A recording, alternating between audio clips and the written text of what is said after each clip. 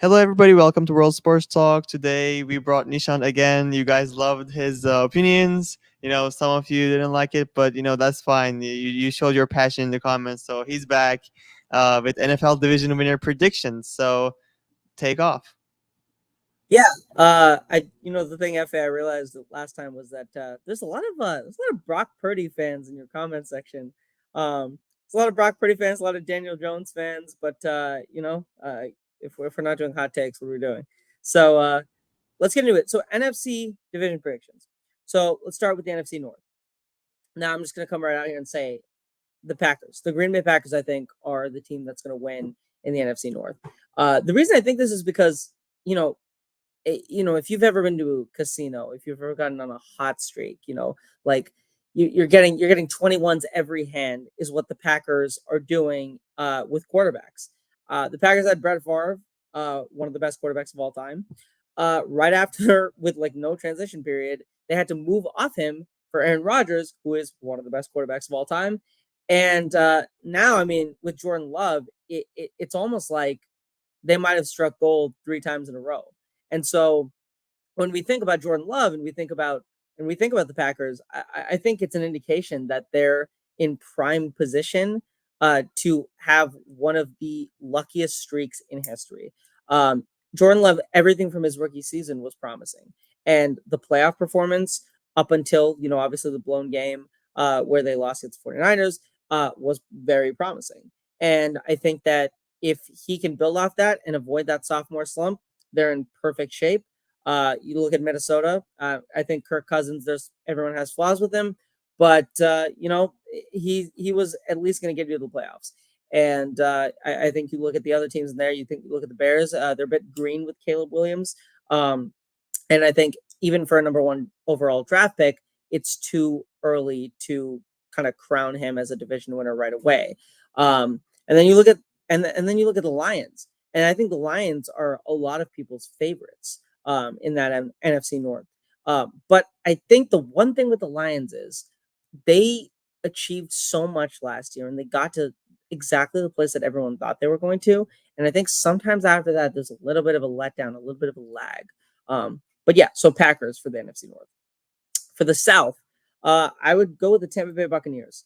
And the reason is because I think that the Buccaneers have one of the most sneakily consistent rosters of the last decade, at least. You're looking at Mike Evans, Chris Godwin. Antoine Winfield is the highest paid safety in the league, which is kind of, I feel like, going under the radar. Vito Vea, Levante David. You can keep rolling off these names, and like when you look at this roster, you're like, oh my god, like I actually know who like most of these people are, which is kind of a surprise. And I think that the Bucks are going to surprise a lot of people because you look at their performance last year, and you look at the fact that Baker Mayfield, when he was in Cleveland, wasn't. We were just. I mean, we were just talking about Caleb Williams. Baker Mayfield was also a number one overall pick, and the expectations were high because he was a number one overall pick. But I mean, you look at what his experience was like in Cleveland, and they were like, "You're the number one overall pick, and we are a sad franchise that has waited for success for so long." And every single expectation on the face of the earth was put on him, and he had to play hero ball, is what I think it is. He had to play hero ball, and in Tampa, he doesn't have to do that. The roster is good enough to where he can. I don't want to say game manager, but be more of that guy that's just kind of taking care of his responsibilities. And that's why I think the Bucks are the team to watch in that South Division, often called now recently the worst division in football.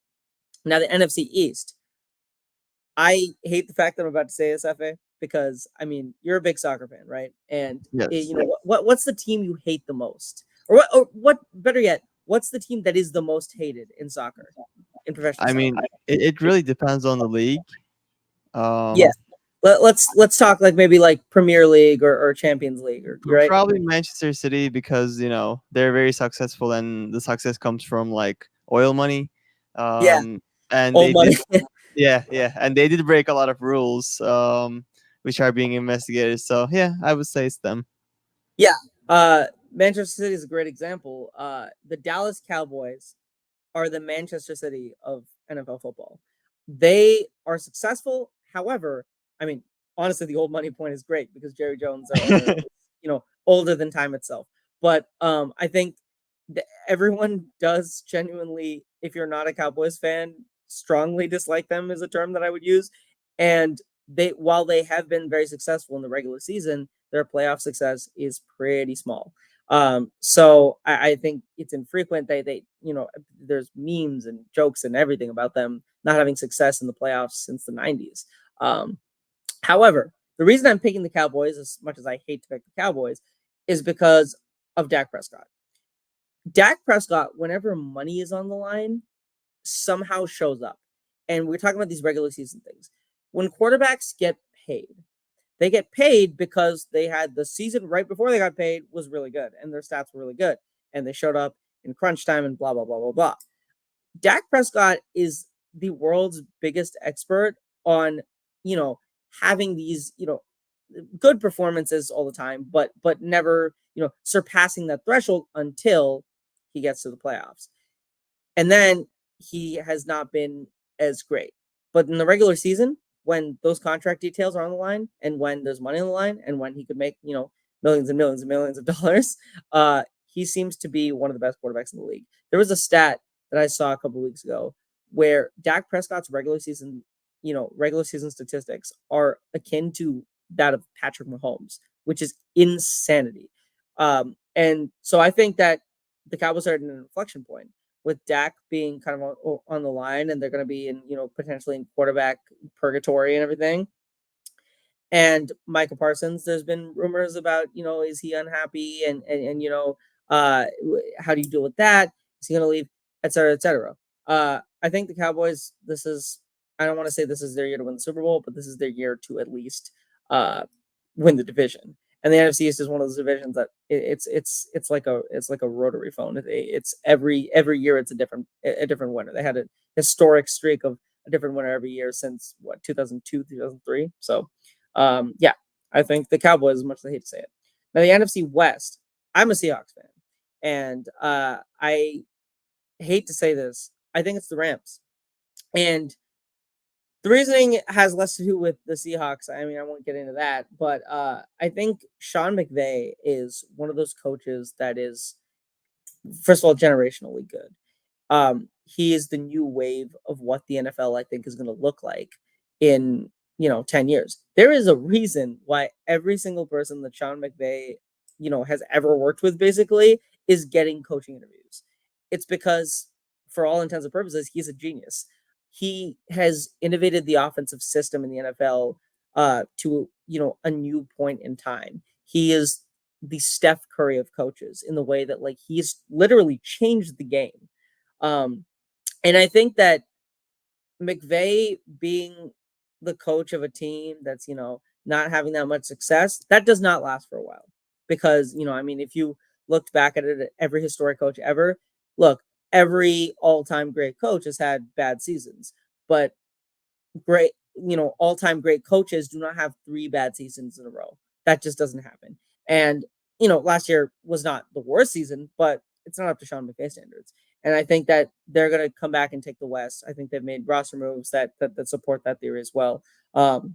And I think I don't want to not trust him. The other thing is, obviously, I think the 49ers, I've said this before, have the best roster in the NFL.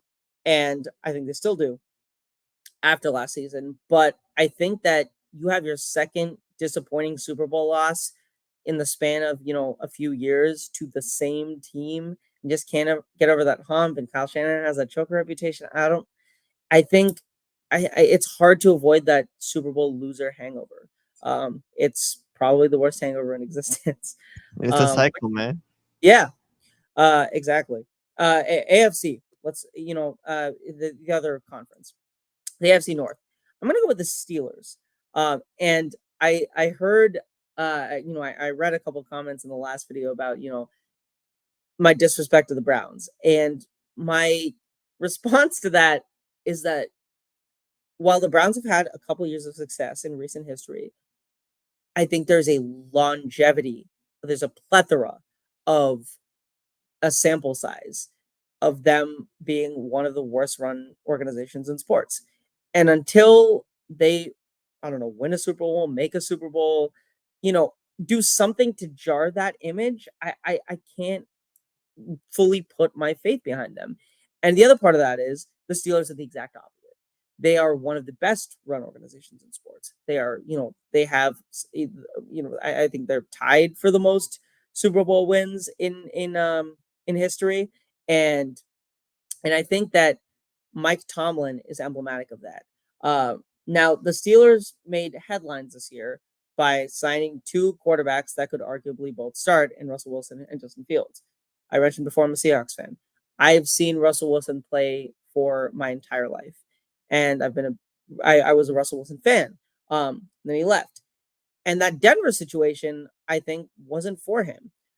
Now, the thing that I think is the most important with Russ is that Mike Tomlin, obviously Pete Carroll's out of the league now, for the most part. Mike Tomlin is the closest you can possibly get to Pete Carroll in terms of just who he is. He is the same coach but younger. Mike Tomlin and Pete Carroll are both allergic to losing records. That is their, statement. They do not get losing records. And towards the end of Pete's tenure, of course, he had that one season. But beyond that, I mean, like, Mike Tomlin's honestly even has a stronger record than Pete when it comes to that. And so I think that Tomlin is going to be Russell Wilson's cure to bring him back to who we think he is. Because, I mean, let's go back to Brock Purdy about what we were talking about in the last video, right? I think when circumstances align for some quarterbacks, I don't want to say they overachieve, but they get to another level. And I think Russ had that in Seattle, and then he didn't have it in Denver. And now he will in Pittsburgh.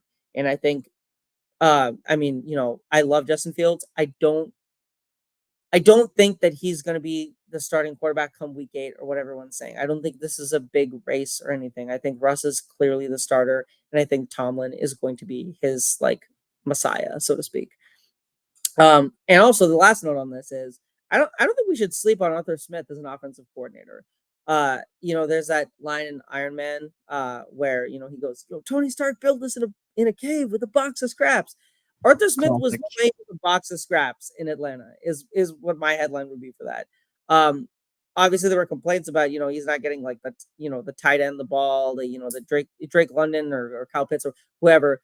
But I think that he was in a bad situation. And I think stepping down from that head coaching gig to being an offensive coordinator is really helpful. And being with Tomlin, I think is going to pay huge dividends. Now the South, this one's going to be a short one. I think it's the Texans. I think that Anthony Richardson is exciting in Indianapolis, but he's coming off an injury. Jacksonville, speaking, we're going back to this well of number 1 overall picks. I don't think Trevor Lawrence has shown enough yet to prove that he's a perennial quarterback yet. Good, sure, but there's a limit. And I think that with the Texans, they struck gold with CJ Stroud, and they, when you draft a quarterback that is automatically a great rookie, I think it is very easy to take your eye off the ball and not invest in them and not back them up and then go, well, they didn't succeed, but you didn't give them support. The Texans have done everything in their power to back up their investment in CJ Stroud and double down on everything. And the headliners, I mean, I would say Stephon Diggs getting that is one of the biggest free agent acquisitions in the past few years. And I think that Stroud is going to him and Stephon and CJ are going to put up historic numbers. I think they're gonna get into record breaking territory with the extra game, obviously.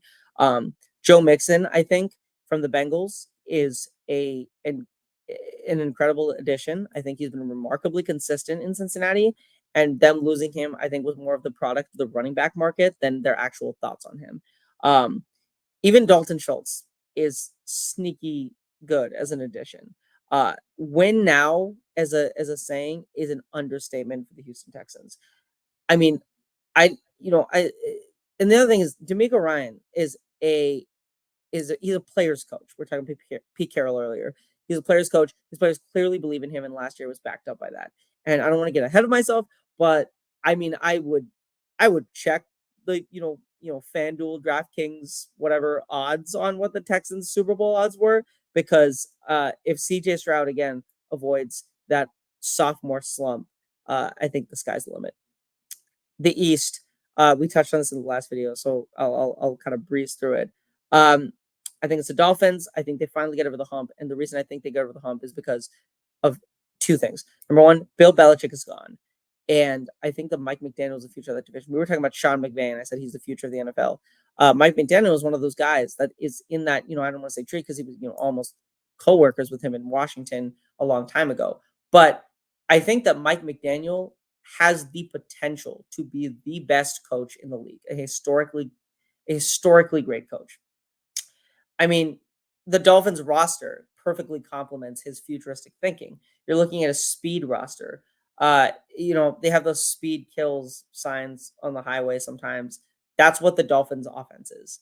It is absolutely ludicrous. And the only, kind of struggle they have is performing those late season games and when you get to the November, December. So if they get over that hump, then they get over that hump. The last division, the AFC West, to close it out. I mentioned this in the last video. I went to Ohio State. I do not like Michigan. I do not like Jim Harbaugh. That being said, Jim Harbaugh knows how to win, and I hate admitting it. It's about biggest rivals and everything, and you hate to give your rivals credit, FA, but Jim Harbaugh is simultaneously one of the weirdest dudes on planet Earth in terms of like personality. He's probably the last guy I would ever get a beer with. But he knows how to win. He knows how to win with a football roster, and he knows football, and he's been great for a long, long time. And you look at his situation now, coming from the perspective of an Ohio State fan, I'm not a huge JJ McCarthy guy. We were talking about the Minnesota Vikings earlier. I don't think he's going to be a good quarterback, just straight up. But Jim Harbaugh made JJ McCarthy look really good at Michigan. And if he can do that, then you hand him Justin Herbert, and it's a whole new ball game. It is reinventing the wheel. I mean, he is that guy that can be the consistent presence that Herbert needs. And so I think that the last coaches Herbert have, you look at Brandon Staley and you look at Anthony Lynn, and I think that it hasn't been a consistent presence for him. And so I think that Harbaugh is going to make Herbert finally reach his potential that everyone and their mother thinks that he's going to reach. But yeah, those are what I think are the division winners this year. And I know some of those were hot takes, but I look forward to the comment section this time because I had a lot of fun reading it last time. I will say with the comment section, generally, everybody wants their team to win. So, like in every sport that we do, like if you look at our videos, like, oh, how could you not put this team as the first place? And we're like, guys, one team can win. Like we can't put all of But them. the discourse is good though. I mean, it's Yeah, definitely. I think especially with the NFL, you get good conversations with this stuff, and sometimes I read things and I'm like, I actually didn't think of that. So it's good stuff. But Yeah, again, thank there you were for having me on again. Yeah, there were some constructive comments. I liked them really. And also, Nishant, you're fairly new as a special guest speaker at this channel.